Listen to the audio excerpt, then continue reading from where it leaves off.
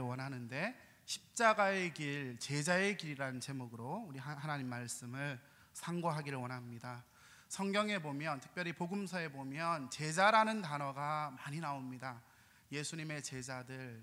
그래서 제자가 누구인가 우리가 질문할 때 제자는 바로 예수님을 따라다니던 12제자, 그 사람들이 제자들이고, 또한 예수님의 말씀을 배웠던 사람들이 제자들이고, 특별히 요한복음 8장 31절에 보시면, 그러므로 예수께서 자기를 믿은 유대인들에게 이르시되 너희가 내 말에 거하면 참으로 내 제자가 되고 라고 말씀하고 있습니다. 예수님을 따라다녔던 12사람만 제자가 아니라 예수님을 믿은 사람도 제자고, 뿐만 아니라 예수님 말씀에 거하는 사람도 제자라고 성경이 말씀하고 있습니다. 제자 훈련을 받아야 예수님의 제자가 되는 것이 아니라 예수를 구주로 영접한 사람은 모두가 예수님의 제자인 것입니다. 바로 여러분과 제가 예수님의 제자임을 믿습니다. 예수님의 제자, 제자라는 단어는 헬라어로 마테테스라는 단어인데, 이 단어는 만타노라는 동사에서 나왔습니다. 배운다라는 동사에서 나왔습니다. 무슨 말입니까? 예수님의 제자는 말씀을 배우는 자고, 예수님의 제자는 하나님을 배워가는 사람이죠. 우리가 제자 훈련을 받고 성장반을 받았다고 해서 우리의 신앙이 어느 정점에 이른 것이 아니라, 우리는 끊임없이 말씀을 배우고 하나님 말씀에 거할 때 예수님의 제자로 더 영광스럽게 아름답게 변화받고 세워져 가게 될 줄 믿습니다. 오늘 저는 예수님의 제자라면 우리가 어떤 길을 가야 하는가? 여러분, 예수님의 제자는 바로 스승이 가신 그 길을 가는 사람이 제자죠. 그래서 오늘 저는 첫 번째로 예수님이 어떤 길을 가셨는지, 두 번째로는 제자로서 주님이 우리에게 명령하신 길은 어떤 길인지, 세 번째로 또한 우리가 그 길 가운데 어떻게 결단할지, 세 가지로 여러분과 함께 말씀을 나누기를 원합니다. 첫 번째로 십자가의 길을 가신 우리의 스승 되신 예수님께서 어떤 길을 가셨는가, 오늘 우리가 읽은 본문에 그 아름다운 이야기가 나옵니다. 예수님은 십자가의 이 길을 가시면서, 특별히 오늘 우리가 읽은 본문에 보면 예수님께서 가룟 유다와 함께 온 대제사장들의 종들과 수많은 사람들에게 체포되어지는 장면을 우리가 보게 되는 것입니다. 이 본문에 보면 되게 흥미로운 이야기가 있습니다. 예수님을 체포하러 온 그 사람들을 향해서 용감한 사람이 그의 용감함을 보여주었습니다. 칼을 꺼내서 대제사장의 종인 말고라는 사람의 귀를 잘랐죠. 이 귀를 자른 사람은 여러분 누가복음에 나오는 대로, 우리가 잘 아는 대로 바로 베드로입니다. 역시 베드로는 용감한 사람이었습니다. 그때 우리 주님은 52절에서 이렇게 말씀하고 있습니다. 이에 예수께서 이르시되 내 칼을 도로 칼집에 꽂으라. 칼을 가지는 자는 다 칼로 망한다고 말씀합니다. 뿐만 아니라 53절 말씀을 우리 함께 읽어보도록 하겠습니다. 53절 함께 읽습니다. 너는 내가 내 아버지께 구하여 지금 12군단 더 되는 천사를 보내시게 할 수 없는 줄로 아느냐. 주님이 뭐라고 말씀하십니까? 베드로야, 칼을 칼집에 넣어라. 내가 지금 12군단이나 되는 엄청난 천사의 부대를 동원할 수 있는데 너가 그걸 모르느냐. 여러분, 그 당시에 로마 군대는 한 군단이 6,000명이 된다고 합니다. 그러니까 12군단이면 얼마죠? 72,000. 그러니까 여러분, 고대 사회 속에서 72,000은 대군입니다. 천사들이 72,000이나 주님은 동원할 수 있는 엄청난 권능을 갖고 계시는 분이심을 우리에게 보여줍니다. 그런데 흥미로운 것은 주님은 그 엄청난 힘과 권능과 모든 것을 가지셨음에도 불구하고 그 힘을 쓰지 않고 잡혀가시는 장면을 우리에게 보여주고 있습니다. 그러면서 54절에 이렇게 말씀합니다. 내가 만일 그렇게 하면 이런 일이 있으리라 한 성경이 어떻게 이루어지겠느냐 하시더라. 예수님께서 12군단이나 더 되는 수많은 천사들을 동원해서 그들을 무찌르면, 여러분, 하나님께서 엘리야를 엘리사를 지켜주셨던 것처럼 그렇게 전투를 하면 하나님께서 인류를 구원하시려는 그 구약의 계획이 이루어지지 않는다. 그러므로 성경의 그 약속의 계시가 이루어지게 하려면 내가 힘을 쓰는 것이 아니다. 그렇게 말씀하고 있는 것입니다.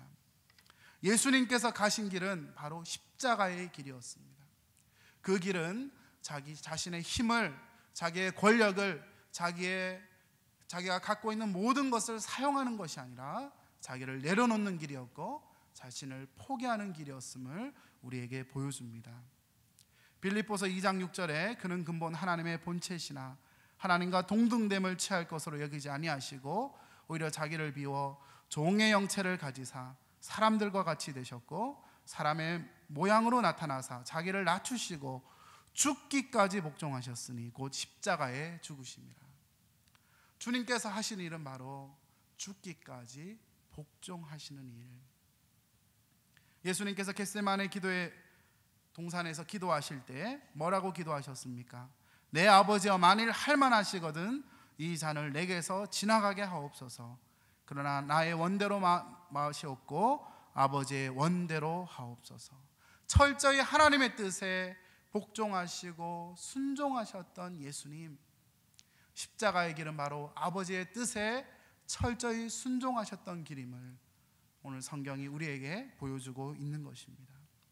여러분, 우리의 스승 되신 예수님께서 가신 그 길은 힘을 다 쓰는 길이 아니고 하나님의 뜻에 철저히 순종하고 자기를 쳐서 복종하는 길이었음을 성경이 우리에게 보여줍니다. 두 번째로, 그렇다면 예수님의 제자들은 어떤 길을 가야 하는가? 스승께서 이 길을 가셨다면 우리도 이 길을 가라고 주님 말씀하시는데 우리가 어떻게 하면 이 길을 갈 수 있는가? 우리 말씀을 한 군데 찾아보겠습니다. 마태복음 16장 24절 말씀입니다. 마태복음 16장 24절 말씀. 십자가의 길을 가려면 어떻게 가야 하는가? 주님 말씀하신 것이죠. 마태복음 16장 24절 우리 함께 읽습니다. 시작. 이에 예수께서 제자들에게 이르시되 누구든지 나를 따라오려거든 자기를 부인하고 자기 십자가를 지고 나를 따를 것이니라. 아멘. 예수님께서 뭐라고 말씀하십니까? 누구든지 나를 따라오려거든 자기를 부인해야 된다. 또한 자기의 십자가를 지고 따라가야 한다고 말씀하고 있습니다. 여러분, 예수님께서 가신 십자가의 길, 순종의 길, 하나님의 뜻을 선택하신 그 길은 바로 자기 부인의 길이었음을 우리에게 보여줍니다. 또한 누가복음 9장 24절에 보면 우리가 읽은 이 본문에 날마다라는 단어를 추가하죠. 날마다 자기 십자가를 지고 날마다 주님을 따라가라고 말씀하고 있습니다. 그런데 흥미로운 것은 여러분, 베드로가 이 길을 가는 것을 반대합니다. 16장 22절에 보시면 베드로가 예수를 붙들고 항변하며 이르되 주여 그리 마옵소서 이 일이 결코 주께 미치지 아니하리이다. 예수님 가신 죽음의 길, 십자가의 길을 주님 말씀하시자 주님 그 길을 가서는 안 됩니다 그렇게 이야기합니다. 그때 주님께서 23절에 베드로에게 이르시되 사탄아 내 뒤로 물러가라. 너는 나를 넘어지게 하는 자로다. 네가 하나님의 일을 생각지 아니하고 도리어 사람의 일을 생각하는도다. 베드로가 생각했던 것은 사람의 일이었습니다. 그러나 자기를 부인하고 하나님의 뜻에 복종하는 길이 바로 하나님의 길, 하나님의 일이었음을 우리에게 보여주는 것입니다. 여러분, 예수님의 제자들은 예수님께서 로마로부터 그들을 해방시켜주고 그들에게 정치적인 메시아로서 엄청난 권력과 힘을 줄 것을 기대했습니다.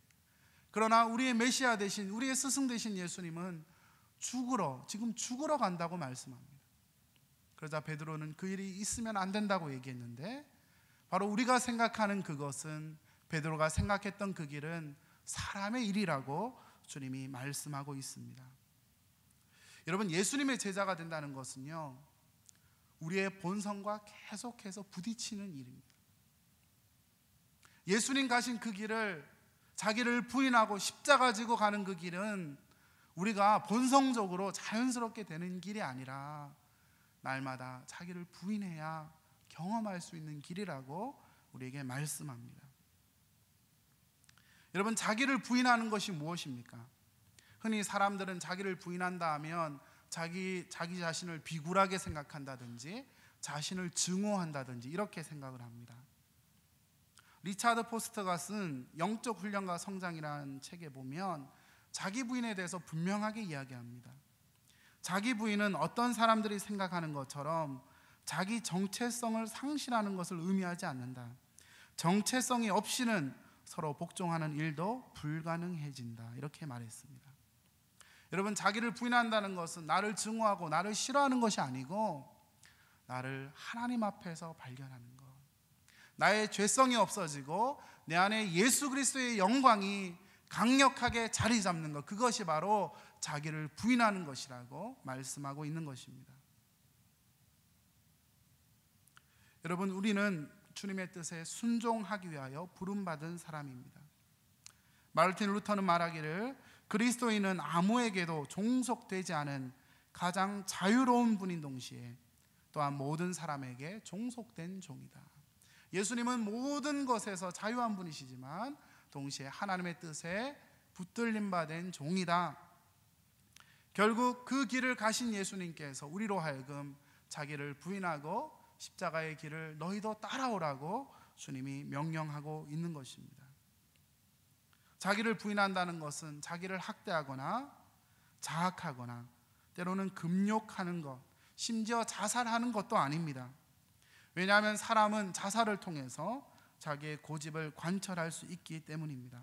여러분, 자기 부인은 다른 것이 아니라 바로 나를 바라보지 않고 앞장서 계시는 예수님을 온전히 바라보는 것, 나로 하여금, 우리로 하여금 예수님을 바라보지 못하게 하는 것들을 내려놓고 주님을 온전히 바라보는 것, 그것이 바로 자기를 부인하고 자기 십자가를 따르는 길임을 여러분 믿으시기를 바랍니다.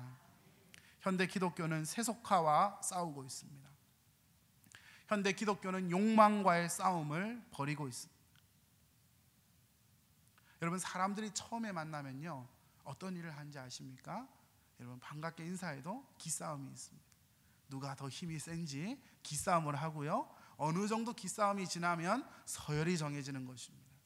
저희도 어릴 때 보면 초등학교 들어가면 학기 초에 그렇게 싸웠어요.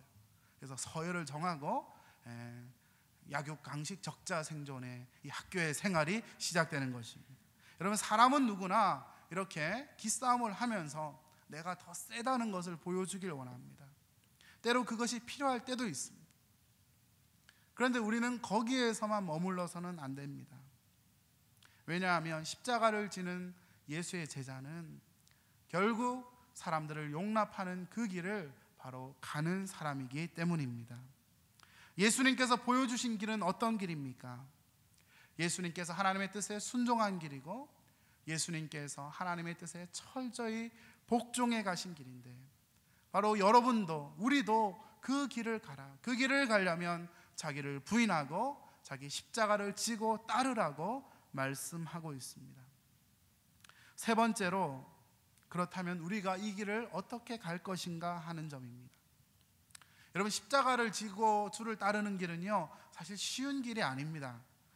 그렇기 때문에 십자가의 도에 관해서 설교하면 분위기가 상당히 다운됩니다. 지금 분위기가 상당히 다운되어 있는데요, 분위기가 무겁습니다. 그런데 제가 여러분들에게 한 가지 말씀드리길 원합니다. 십자가의 길을 가는 사람은 불행하거나 좌절에 빠지지 않고 최고의 기쁨을 누리게 됩니다. 아멘. 예수님 가신 그 길을 가면 나를 부인해야 되기 때문에 때로 어렵기도 하고 고통스럽기도 하지만 예수님 가신 그 길을 가면 우리에게 최고의 행복과 최고의 기쁨을 주시는 분, 그분이 바로 우리의 구주이심을 믿으시기 바랍니다. 제자도 이런 말씀을 전할 때 또 이런 걱정을 하는 분이 있습니다. 나에게 순교를 하라고 하면 어떡하시나. 여러분, 걱정 마십시오. 순교는 아무나 하는 것이 아닙니다. 순교는 다 감당할 만한 은혜가 되고 그릇이 되기 때문에 하나님이 주시는 것입니다. 저도 오랫동안 이것 때문에 많이 고민했는데 기도하다가 깨달았습니다. 순교는 아무나 하는 것이 아니구나. 걱정하지 않아도 됩니다. 그런데 여러분, 흥미로운 것은 뭐냐면 예수님을 따르는 과정 속에 나를 부인하고 주를 쫓으면요, 이 세상에서 알지 못하는 은혜와 기쁨이 우리를 사로잡기 시작한다는 것입니다. 피상적으로 보면 어려운 길입니다. 고통스럽기도 합니다. 여러분, 예수님도 십자가를 지고 가시다가 너무나 무거워서 십자가를 놓치셨죠. 사실 쉽지 않은 길입니다. 그런데 우리가 이 진리에 순종하면 하나님께서 우리에게 주님께서 누리셨던 그 부활의 영광과 기쁨을 우리 모두에게 주신다는 것을 믿으시기를 바랍니다. 지난번에 가정사역을 하시는 어떤 목사님 설교를 들어보니까 그렇게 말씀하시더라고요. 배우자가 바람을 피운다. 여러분, 남편이 바람을 피운다. 어떻게 해야 될까요? 땅에 묻어야 할까요? 어떻게 하면 좋을까요? 땅에 묻고 싶은, 이게 본성이죠, 그죠? 근데 그 목사님 그렇게 말씀하시더라고요. 더 잘해줘라. 그 일이 없었던 것처럼 잘해줘라. 왜냐하면 갈구기 시작하면 그 순간 죄사함을 받았다고 느끼기 때문에 또 나가서 나쁜 짓 한다는 거예요. 그런데 너무 잘해주면 마음에 죄책감이 생겨서 이렇게 착한 아내에게, 이렇게 착한 남편에게 내가 이럴 수 없지, 그러지 않는다는 거예요. 여러분, 이것이 놀라운 능력입니다. 제가 그 목사님 강의를 듣고 너무나 많은 도전을 받았습니다. 여러분, 그렇습니다. 예수님의 제자는 좋은 사람 만나는 것을 기뻐하는 사람이 아닙니다. 내가 좋은 사람 되려고 노력하는 사람이죠. 이제 우리 교회도 이제 구역 편성을 하고 교구 편성을 하고 이제 마을, 그리고 이렇게 여러분 그 모이는 목장 편성을 합니다.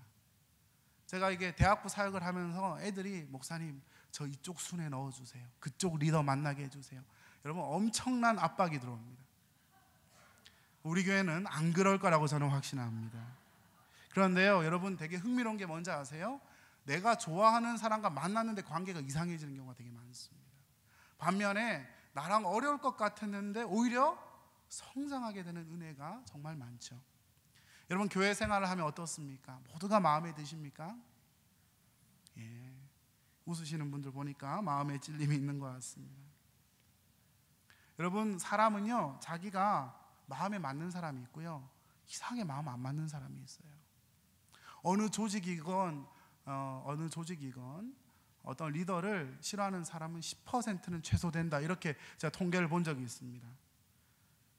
그래서 그 이유가 뭐냐 물어보면 그냥이래요. 여러분, 사람은요, 어디를 가나 모든 사람이 다 좋아하고 좋아지고 그럴 수는 없다는 거예요. 나랑 안 맞는 사람이 있고 나랑 맞는 사람이 있고. 그런데 예수님의 제자의 실력은 어디서 나타나는 겁니까? 안 맞는 사람과 함께 지내는 거예요. 안 맞는 사람을 사랑하려고 노력하는 거예요. 그를 위하여 기도하는 거예요. 그러면서 친구가 되어지고 동력자가 되어지는 것, 그것이 바로 예수의 제자의 길임을 우리가 기억해야 할 것입니다. 내가 좋은 사람, 여러분들이 좋은 사람 만나기를 기뻐하기보다 내가 남들에게 좋은 사람 되는 것, 내가 예수님의 사람이 되는 것, 예수님을 닮은 사람이 되는 것, 여러분이 그렇게 살아가면 이 땅 가운데 하나님의 나라가 강력하게 임하게 될 줄 믿습니다. 예수님의 가신 십자가의 길, 여러분, 십자가 하면 어떤 생각이 드세요? 우리의 구원의 출발점입니다. 우리의 죄를 용서하신 십자가.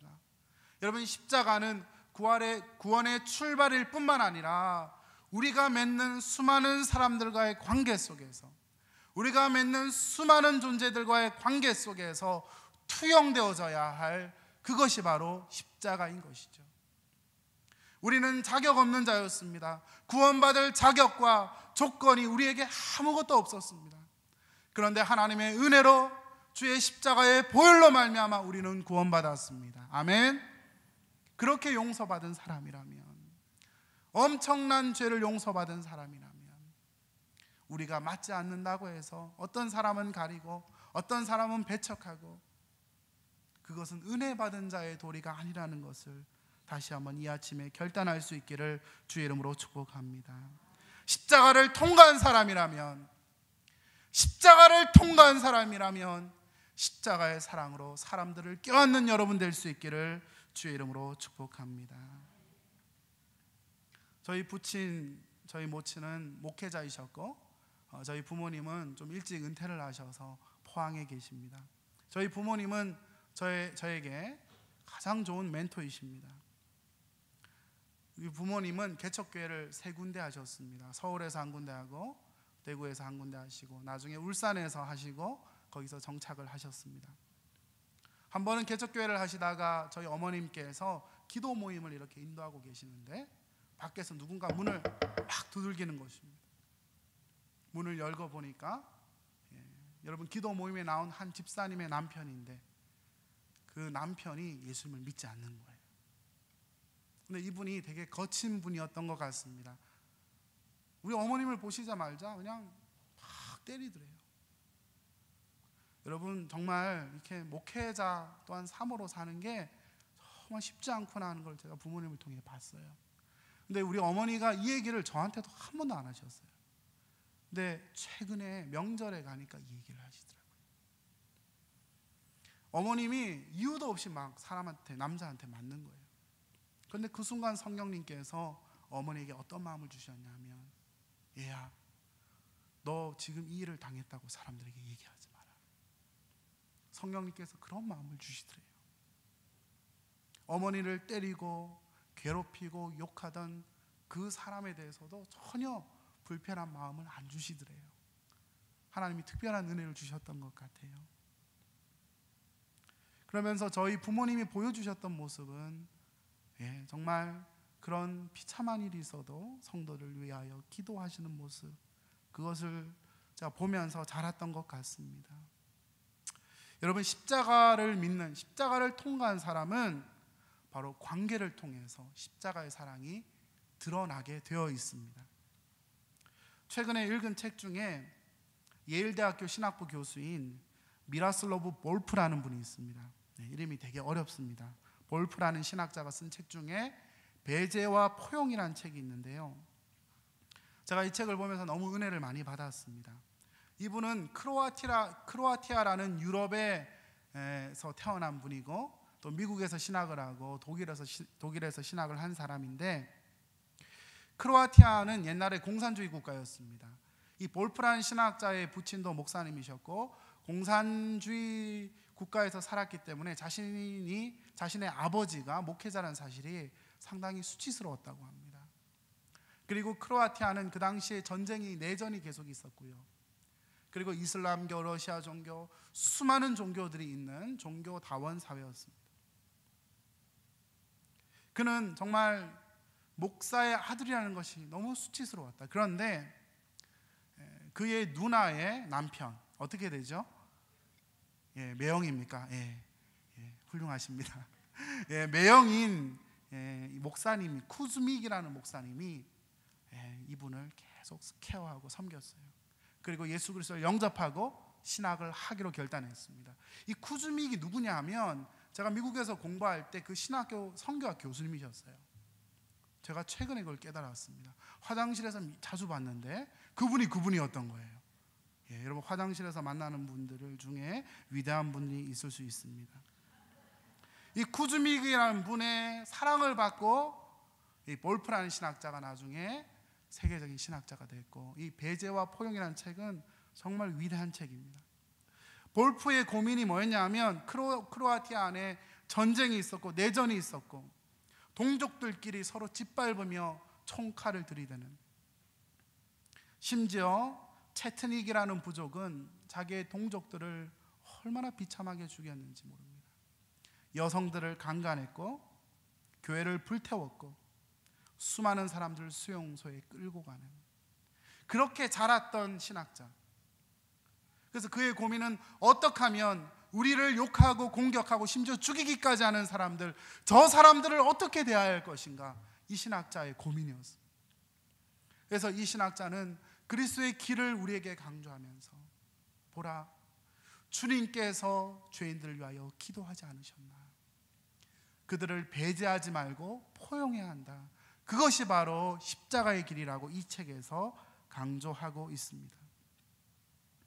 여러분, 사람들이 누군가 우리에게 상처를 주면 여러분, 사람들은요 똑같이 복수하게 되어 있습니다. 근데 여러분, 복수가 계속되면 계속될수록 폭력을 지속시킵니다. 그런데 예수 그리스도께서 십자가상에서 보여주셨던 모습은 어떤 모습이었습니까? 아버지, 저들을 용서하여 주옵소서. 자기들이 하는 것을 알지 못합니다. 여러분, 용서하면요 왠지 내가 비참해지는 것 같아요. 그런데 여러분, 용서하면요 그 사람이 가장 높은 사람입니다. 사랑하는 사람, 그 사람이 가장 강력한 사람입니다. 바로 주님은 십자가상에서 당장 내려오셔서 벌을 내리실 수도 있었지만 저들을 용서해 달라고 기도하셨던 것입니다. 여러분, 십자가의 핵심에는 다른 사람이 적으로 남는 것이 아니라 다른 사람이 나의 동반자로 남도록 하는 그 공간을 마련하는 것이 바로 십자가의 길을 따르는 사람이라고 우리는 분명히 붙들어야 합니다. 제 사촌 동생 중에 철학을 공부하는 친구가 늘 그 얘기를 했습니다. 좋은 사람을 만나기보다 좋은 사람이 되는 것, 그것이 예수님이 주시는 말씀이다. 그렇습니다. 우리가 만나는 사람들에게 정말 십자가를 통과한 사람이라면 십자가의 사랑으로 껴안고 사랑하고 위하여 기도하고, 그래서 하나님의 나라가 우리 가운데 충만하게 임하는 것을 경험하는 저와 여러분 될 수 있기를 주의 이름으로 축복합니다. 최근에 유행한 영화 중에 늑대소년이라는 영화가 있습니다. 보신 분 있을 줄 아는데요, 이 영화는 참 착한 청년 송중기 형제가 나옵니다. 너무나 아름다운 영화고요. 이 송중기라는 이 형제가 그 세상에도 없는 착한 남자라는 드라마에 나왔죠, 그죠? 쌍꺼풀이 없는 그 형제, 꽃미남 형제. 그래서 제가 오늘 교육자실에서 물어봤습니다. 사역자가 송중기의 비주얼을 갖고 있으면 어떨까? 하시는 말씀이 다 주님을 바라보지 않을 것 같다고 이렇게 이야기하더라고요. 제가 하루는 사역을 마치고 집에 딱 들어갔는데 제 아내가 저한테 인사를 안 하는 거예요. 왜 저러지? 근데 나 송중기 봐야 되니까 건들지 마, 이렇게 이야기를 했어요. 그 순간 저는 송중기를 십자가의 사랑으로 용납해야 했습니다. 그렇다고 우리 가정에 뭐 나쁜 일이 있다, 그건 절대로 아닙니다. 여러분, 오해하지 마십시오. 저는 우리 아내를 너무나 사랑하고 아내도 저를 사랑합니다. 이 영화에 보면요 되게 재밌습니다. 늑대 소년이 박보영으로 나오는 한 자매를 만나서 변화되어져 가는 이야기입니다. 이게 목자들은 꼭 보셔야 되는 것 같아요. 정말 감동적인 영화예요. 근데 마지막 대사가 이제 감동이죠. 말을 못 하거든요. 영화 안 보신 분들은 제 얘기 들으시면 됩니다. 그리고 혹시 영화 볼 분들은 귀를 막으셔도 되겠습니다. 스포일이 있기 때문에. 마지막에 이렇게 헤어지는 장면에서 박보영에게 송중기가 이렇게 얘기합니다. 가지마, 이렇게 얘기합니다. 그럼 그 순간 그냥 완전 힐링. 온 아줌마들이 다 울더라고요. 제가 다 봤어요. 저는 사실 눈물이 안 나기 때문에 딱 보니까 아줌마들이 너무 은혜를 많이 받고 뭐 우시더라고요. 가지마. 그리고 약간 그런 생각도 들더라고요. 본인에게 그렇게 얘기했나, 착각하는 게 아닐까. 여러분, 이 영화에 보면 박보영으로 나오는 그 역할을 맡은 아이는 폐병 환자였어요. 고등학생인데 폐병 환자다 보니까 일기장에 맨날 그런 얘기를 씁니다. 죽고 싶다, 내가 살아서 뭐하냐, 이러면서 맨날 울어요. 그런데 이 아이가 늑대 소년인 송중기를 만나고 얘를 도와줘요. 그리고 강아지를 훈련시키듯이 얘를 훈련시킵니다. 그러면서요 폐병 환자였던 이 고등학생이 웃기 시작해요. 변화받기 시작해요. 여러분, 저는 그 영화를 보면서 너무 많은 것을 깨달았습니다. 그렇구나. 여러분, 누군가를 받아들이는 과정 속에서 얼마나 하나님이 많은 은혜를 주시는지 모릅니다. 아멘. 누군가를 사랑하는 관계 속에서 우리는 정말 많은 은혜를 경험하게 된다는 것입니다. 여러분, 때로 사역을 하다 보면요, 제 자신이 되게 지쳐 있을 때가 있습니다. 여러분에게 반갑게 인사할 수 있지만 제가 되게 지쳐 있을 때가 있더라고요. 그럴 때 언젠가 보면 누군가 나에게 도움을 청했는데 막 기쁨이 안 생길 때, 이럴 때 제 자신이 참 지쳐 있구나. 그리고 누군가를 사랑해야 되는데 사랑하기 힘든 마음이 썰렁한 걸 느낄 때, 내가 누군가를 사랑하기 힘들구나.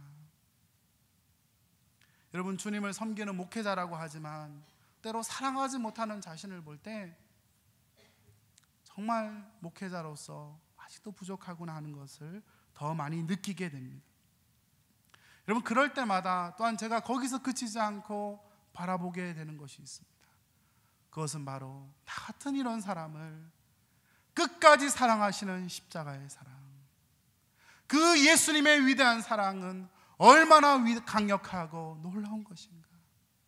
나는 때로 영혼들을 향하여 마음이 식어질 때가 있고, 나는 영혼들을 돕고 싶지만 에너지가 나지 않을 때도 있지만, 나 같은 그런 사람을 무조건적으로 용납하신 십자가의 사랑, 그 복음의 능력이 얼마나 위대한 것이었는지를 우리는 또한 바라볼 때 하나님이 우리를 일으켜 주셔서 다시 한번 사랑의 자리로 나아가게 하심을 믿으시기를 바랍니다. 여러분, 십자가는 구원의 출발일 뿐만 아니라 예수님의 제자라면 사람들과의 관계 속에서 끊임없이 투영해야 할, 적용해야 할 바로 하나님의 축복의 통로라는 것을 우리가 기억해야 할 것입니다. 교회 안에서, 직장 안에서, 가족 관계 속에서 맞는 사람도 있고 맞지 않는 사람이 있죠. 여러분의 자녀들 내 마음대로 됩니까? 여러분 자녀들 중에도 우리 가정에는 없는데 특이한 아이들이 나올 수도 있죠. 여러분, 십자가를 통과한 사람이라면 하나님, 저는 이해가 되지 않습니다. 그러나 사랑하게 하옵소서, 저에게 지혜를 주옵소서. 그렇게 간구하며 나아갈 때 예수님의 참 제자로서 자기를 부인하고 자기 십자가를 지고 따라가는 예수의 제자로 쓰임받게 될 줄 믿습니다. 주님은 특별히 자기 십자가를 지고 따라가라 했습니다. 여러분, 예수의 제자라면 누구나 자기 십자가가 다 있습니다. 가족일 수도 있고요, 육체의 연약함일 수도 있고, 불안한 미래일 수도 있고, 변화되지 않는 자기 자신일 수도 있습니다. 자신의 성격적인 연약함일 수도 있습니다. 여러분, 사람은 누구나 완벽하지 않죠. 누구나 안 되는 영역들이 다 있기 마련입니다. 사람마다 고난의 분량이 다 있습니다. 그렇기 때문에 주님은 말씀하십니다. 자기 십자가를 지고 주를 따라가라. 여러분, 각자에게 십자가가 있을 것입니다. 그 십자가를 배제하지 말고 포용하십시오. 받아들이십시오. 하나님께서 이것을 통해 나에게 뭔가를 훈련시키시는구나, 나를 자라가게 하시는구나. 그 하나님의 약속을 바라보며 나아갈 때에 우리 가운데 더 풍성한 주의 영광이 우리를 지배하게 될 것입니다. 갈라디아서 6장 2절 말씀, 너희가 짐을 서로 지라, 그리하면 그리스도의 법을 성취하라. 너희가 짐을 서로 질 때, 예수님의 십자가를 지고 날마다 주를 쫓아갈 때 예수님의 영광이 우리를 지배하게 될 것이고, 주님의 은혜가 우리의 삶 속에 흘러가서, 야, 저 사람이 예수의 진짜 제자구나, 이렇게 칭찬받는 여러분과 제가 될 수 있기를 주의 이름으로 축복합니다. 우리 말씀 기억하며 함께 찬송하기를 원하는데